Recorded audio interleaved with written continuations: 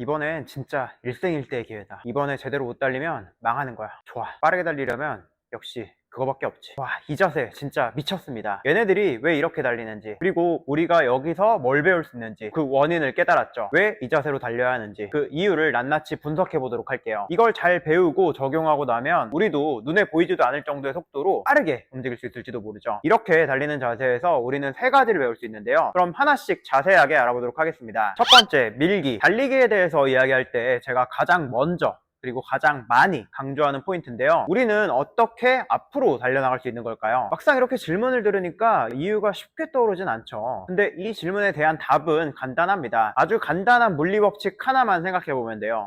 잠깐만요. 물리 얘기 듣자마자 지금 바로 나가려고 하셨죠? 그럴 필요 없습니다. 아주 쉽거든요. 사람을 이렇게 밀면 움직이잖아요. 이렇게 힘이 가해지면 그게 움직임으로 나오게 됩니다. 다리로 땅을 밀면요, 지구가 워낙 무겁기 때문에 우리 몸이 앞으로 나가겠죠. 그 다리의 힘 때문에 내 몸이 앞으로 가는 거예요. 이걸 좀 어려운 용어로 작용, 반작용의 법칙이라고 하죠. 세게 밀면 밀수록 더 빨라지겠죠. 다리로 땅을 미는 힘이 굉장히 중요합니다. 그 힘의 크기뿐만 아니라 방향도 굉장히 중요한데요. 이런 식으로 다리를 아래쪽으로 밀어내면 안 됩니다. 그럼 힘을 많이 쓰면 많이 쓸수록 몸은 위로 올라가겠죠. 점프하듯이요. 앞으로 빨라질 수가 없고요. 가능한 한 최대한 뒤쪽 방향으로 다리를 밀어야 돼요. 다리를 뒤로 강하게 민다. 이걸 철저하게 잘 구현한 게 바로 이 자세인 거죠. 실제로 달릴 때도 보세요. 이 두 자세가 비슷하죠. 다리를 뒤로 쭉 뻗어서 미는 이 자세, 이건 정말 우리들도 꼭 배워야 합니다. 저는 정말 열심히 하는데 왜 이렇게 느릴까요? 이렇게 이야기하는 분들 보면요, 다리가 뒤로 길게 뻗어지지 않고 있습니다. 뒤로 쭉 뻗은 다리, 이 자세에서부터 시작해야 합니다. 두 번째, 상체 각도.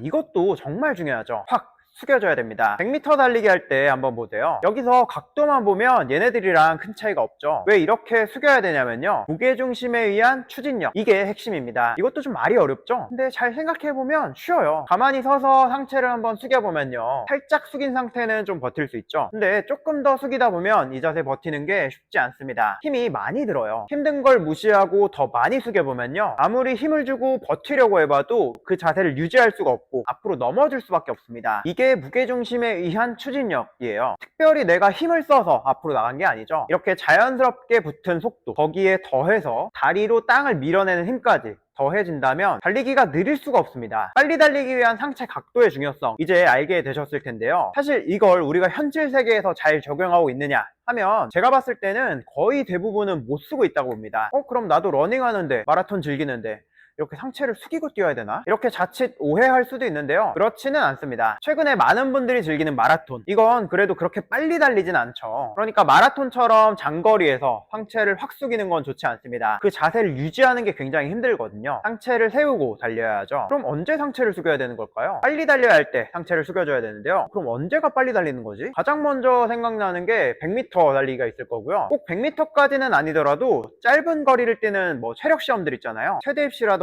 아니면 소방공무원, 경찰공무원 이런 시험에서 본다든지, 이럴 때 보면 짧은 거리를 달리는 경우가 많죠. 그러면 시작할 때 상체를 숙여서 뛰어야 합니다. 근데 이때 달리는 모습을 보면 스타트할 때부터, 달리기 시작할 때부터 상체를 세워서 뛰는 분들 많습니다. 상체를 잘 숙여줘야 돼요. 그리고 이런 시험보다도 정말 더 중요한 건요, 많은 분들이 즐기는 스포츠들 있잖아요. 축구라던가 농구라던가 테니스, 배드민턴 이런 것들요. 그때 상체가 정말 중요합니다. 축구로 예를 들어보면요, 공이 멀리 있는 상태에서 내가 수비수라면 그렇게 빨리 움직일 필요가 없습니다. 걷던지 설렁설렁 천천히 뛰어다닌다든지 그렇게 할 거예요. 그런데 갑자기 상대방에서 공격이 들어온다던가, 그럴 때는 갑작스럽게 또 빠르게 뛰어야 되는 상황이죠. 그럴 때 상체를 확 숙여줘야 됩니다. 그래야 순간적으로 가속도가 높아져서 빨리 뛸 수 있어요. 꼭 달리기라는 상황에 국한해서 생각할 필요는 없는데요, 달리기라고 하긴 뭐하지만 어쨌든 빨리 움직여야 되는 종목들 있죠. 배드민턴 이런 것도 그렇습니다. 오른쪽으로 오는 공을 쳐야 된다 그러면 몸을 오른쪽으로 보내줘야 되고요,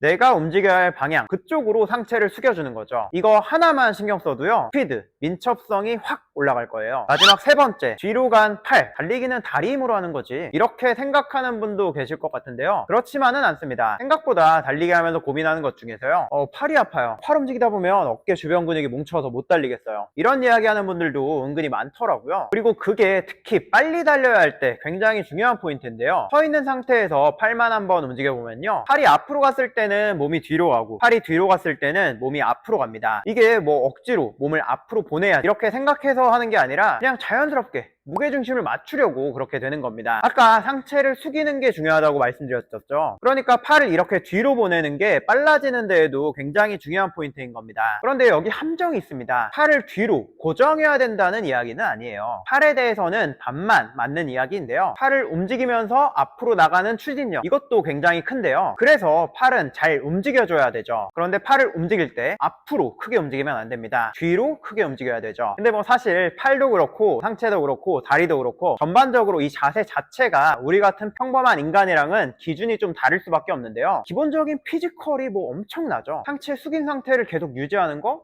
얘네들 기준에서는 뭐 그렇게 많이 힘들진 않을 것 같습니다. 그리고 그만큼 속도가 빠르면요, 공기 저항도 엄청나게 중요해지거든요. 자전거 선수들 보면 공기 저항을 최대한 줄이려고 뭉쳐서 달리는 것도 볼 수 있는데요, 속도가 상대적으로 느린 마라톤에서도 저항을 줄이려고 이런 걸 하는 걸 보면 말 다 했죠. 다리의 방향이라던가 상체 각도, 그리고 팔의 움직임, 이렇게 실제로 우리가 빨라지기 위한 포인트들은 뭐가 있는지 한번 알아봤습니다. 빠르게 움직인다, 스피드 내지는 민첩성, 그렇게 이야기하죠. 보통은 이게 타고나는 거라고 생각하는 분들이 많습니다. 그래서 포기하고 그냥 노력을 하지 않는 경우도 많고요. 타고난다는 게 맞기는 해요. 뭘 딱히 안 해도 빠른 사람들이 있고요, 아무리 열심히 운동하고 노력을 해도 느린 사람들도 있죠. 그렇다고 포기할 이유가 되는 건 아니에요. 최근에는 달리기를 즐기는 분들도 굉장히 늘었고요, 다양한 스포츠를 많이들 하시는데요, 그 중에서도 더 잘하고 싶은 욕심이 있는 분들 있죠. 그런 분들을 위해서 스피드 그리고 민첩성을 향상시키기 위한 방법을 정리해 두었습니다. 자세한 내용은 고정 댓글 확인해 주시고요, 영상 재미있게 보셨다면 구독해 주시고 다음 영상도 기대해 주세요. 그럼 긴 영상 끝까지 봐주셔서 감사합니다.